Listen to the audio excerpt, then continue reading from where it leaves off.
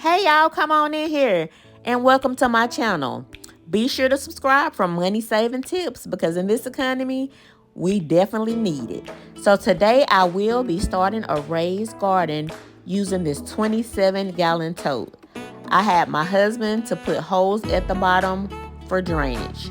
As you can see, I'm gathering leaves and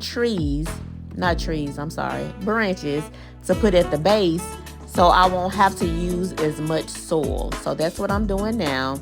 This is how it ended up looking.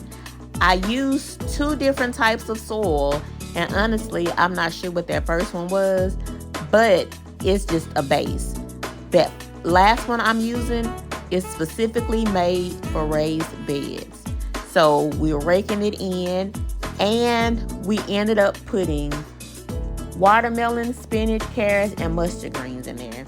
So be sure you come back and see what my garden looks like. And I also have another video where I started some inside plants with. So thank y'all for coming, and I'll see y'all next time.